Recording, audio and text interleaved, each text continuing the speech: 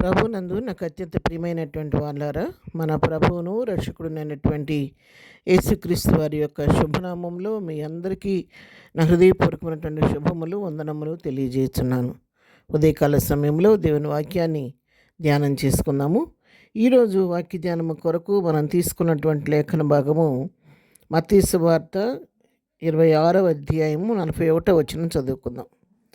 మీరు శోధనలో ప్రవేశించకుండానట్లు మెలకుగా ఉండి ప్రార్థన చేయుడి, ఆత్మసిద్ధమే గాని శరీరం బలహీనమని పేతురుతో చెప్పెను.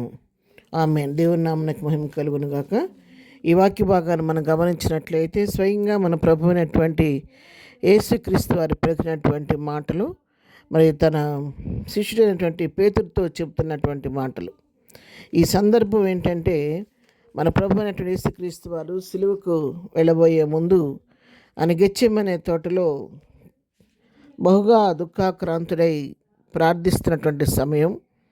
అది ఆ భాగం మనకు అర్థం అవ్వాలంటే మత్తయి సువార్త 26వ అధ్యాయం 36 నుంచి చదువుకుంటే, అంతటి యేసు వారితో కూడా గెత్సేమనే అనబడిన చోటికి వచ్చి, నేను అక్కడికి వెళ్ళి ప్రార్థన చేసి వచ్చే వరకు మీరు ఇక్కడ కూర్చునమని శిష్యులతో చెప్పి, పేతురును జెబెదయి ఇద్దరు కుమారులను వెంట పెట్టుకొని పోయి దుఃఖపడుటకు చింతాక్రాంతుడగుటకును మొదలుపెట్టెను. అప్పుడు యేసు, మరణమగునంతగా నా ప్రాణం బహు దుఃఖముతో మునిగి ఉన్నది, మీరు ఇక్కడ నిలిచి నాతో కూడా మెలకుగా ఉండని వారితో చెప్పి కొంత దూరం వెళ్ళి సాగిలిపడి, నా తండ్రి, సాధ్యమైతే ఈ గిన్నె నా ఎదురును తొలగిపోనిమ్మని, ఆయనను నా ఇష్ట ప్రకారము కాదు నీ చిత్తమే ప్రకారమే కానిమ్మని ప్రార్థించాను. ఇక్కడ ప్రభువారు సిలువ మరణానికి పొందబోయే ముందు మరి రక్తమాంసాల్లో ఉన్నాడు కాబట్టి అప్పటికి ఎంతో వేదనతో దుఃఖంతో గెత్సేమనే తోటకు వెళ్ళి తనతో పాటు పేతురుని జెబెదయి కుమారులిద్దరూ వెంటబెట్టుకొని వెళ్ళాడు. వెళ్ళి అక్కడ ప్రార్థన చేయటానికి ప్రారంభించాడు. ప్రార్థన చేయబోతూ వాళ్ళతో చెప్తున్నాడు, మీరు ఇక్కడ నిలిచి ఉండండి, నేను ప్రార్థన చేసుకుంటాను అని చెప్పాడు. అంతేకాదు, వారితో ఏం చెప్పాడంటే, నా ప్రాణము మరణమగనంతగా దుఃఖంలో నేను మునిగిపోయి ఉన్నాను కాబట్టి నా హృదయాన్ని నా దేవుని సన్నిధిలో కుమ్మరించుకోవాలి, మీరు ఇక్కడుండి నాతో కూడా మీరు కూడా మెలకుగా ఉండి ప్రార్థన చేయండి అని చెప్పాడు. చెప్పి తను కొంత దూరం వెళ్ళి కూర్చొని అక్కడ ప్రార్థిస్తూ ఉన్నాడు. తండ్రి, నీ చిత్తమైతే ఈ గిన్నె నా ఎదురును తొలగించు, ఆయనను నా ఇష్టం కాదు నీ చిత్త ప్రకారమే కానిమ్మని దేవుని సన్నిధిలో ప్రార్థించాడు. ప్రార్థించిన తర్వాత కొంతసేపు ఆ విధంగా ప్రార్థించిన తర్వాత ఆయన మళ్ళా ఆ శిష్యుల యొద్దకు వచ్చేసరికి వాళ్ళు ఏం చేస్తున్నారు, నిద్రపోతున్నారు. ఇంతగా ప్రభు చెప్పినా కూడా నేను మరణమగునంతగా దుఃఖంలో ఉన్నాను, నాతో పాటు మీరు కూడా మెలుకుకోండమని చెప్తే కూడా వీళ్ళు నిద్రపోతుంటే ఆయన చూచి అంటున్నాడు కదా, ఒక గడి అయినా నాతో కూడా మెలకుగా ఉండలేరా మీరని ప్రశ్నిస్తున్నాడు. అప్పుడు చెప్తున్నాడు, మీరు శోధనలో ప్రవేశించకుండాలంటే మెలకుగా ఉండి ప్రార్థన చేయండి, ఆత్మసిద్ధమే కానీ శరీరం బలహీనమని పేతురుతో చెప్తున్నాడు.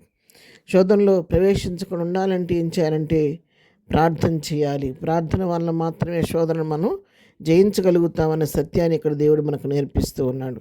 అంతేకాదు, మరొక సత్యం ఏంటంటే, దేవుని కొరకు ప్రయాసపడాలి, దేవుని పని చేయాలి, ప్రార్థించాలని తపన మన హృదయంలో ఉంటుంది, కానీ ఆత్మ అయితే సిద్ధంగా ఉంటుంది, కానీ ఈ శరీరం అనేది బలహీనమైంది కాబట్టి మనల్ని ఆ విధంగా ముందుకు సాగనీయకుండా వెనక్కు లాగుతుంటుంది. కాబట్టి ఆ శరీరాన్ని జయించడానికి కూడా ప్రార్థన ఎంత అవసరం. కాబట్టి అదే సత్యాన్ని శిష్యులకు తెలియజేస్తున్నాడు. శోధనలో ప్రవేశించుకుండాలంటే మీరు ప్రార్థన చేయండి, ఆత్మసిద్ధమే కానీ శరీరం బలహీనమని వాళ్ళతో చెప్తున్నాడు. అంతేకాదు, ప్రభువారు సిలువకు అప్పగించబడిన తర్వాత, సిలువ వేయబడిన తర్వాత శిష్యులైన వారికి వీళ్ళకి కలగబోయేటువంటి శ్రమను గురించి కూడా ప్రభు ఇక్కడ తెలియజేస్తూ ఉన్నాడు. ఆ మాట చెప్పి మళ్ళా తిరిగి వెళ్ళి రెండవ మారు కూడా వెళ్ళి ఆయన మళ్ళా అదే ప్రార్థన, తండ్రి, నేను దీన్ని త్రాగితేనే కానీ ఇది నా యొద్దనుండి తొలగిపోవటం సాధ్యం కానీ అలా నీ చిత్తమే సిద్ధించుగా కానీ మళ్ళా ప్రార్థిస్తూ వచ్చాడు. మళ్ళా వాళ్ళు నిద్రాభారంతోనే ఉన్నారు.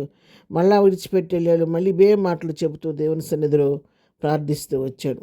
తీరా ఇక సమయం అయిపోయిన తర్వాత, ఇక నిద్రపోయి అలసట తీర్చుకోండి, ఇదిగో ఆ గడి వచ్చి ఉందని చెప్పని మనిషి కుమారుడు పాపుల చేతికి అప్పగించబడుతున్నాడని చెప్పి వాళ్ళతో చెప్పాడు. అవును ప్రియులారా, శోధన వచ్చిన తర్వాత సమయం అయిపోయినాక ప్రార్థన చేయటం కాదు, కానీ శోధన రాకముందే నేను కూడా మెలకువగా ప్రార్థన చేస్తే దేవుడు ఆ శోధన నుండి మనలను మన కుటుంబాలను తప్పిస్తాడు, ఆ శోధన జయించే కృపిస్తాడు. కాబట్టి మనం కూడా మనకు ఎదురయ్యే ప్రతి పరిస్థితికి మెలకువగా ఉండి ప్రార్థించి ప్రార్థన ద్వారా ప్రతి పరిస్థితిని జయించి శోధనలో పడకుండా మనల్ని మనం సంరక్షించుకోవాలని ప్రభు ఇచ్చిన ఈ వాక్య భాగాన్ని మనం కూడా మరి అర్థం చేసుకొని ఆ విధంగా జీవించాలని ప్రభు పేట వాక్యం చేత హెచ్చరించబడుతూ ఉన్నాం. ప్రార్థన. ప్రేమ గల తండ్రి, ఉదయకాలం మాకు ఇచ్చిన వాక్య భాగాన్ని బట్టి నీ కొందనాలు. ఈ దినం మేము చేయ పని పాటలు రాకపోకలు క్షేమం దయచేది. దినం బర్త్డే మ్యారేజ్ చేసుకున్నప్పుడు దీవించి ఆశీర్దించండి. బలహీనలు ముట్టి స్వస్థపరచండి. ప్రతి వారి పట్ల కృప విస్తరింపచేయమని యేసునామములో ప్రార్థించడి పొందుకొని ఉన్నాము తండ్రి. ఆమెన్. ప్రభు కృప సదాకాలం మనందరికీ తోడై నడిపించును గాక. ఆమెన్.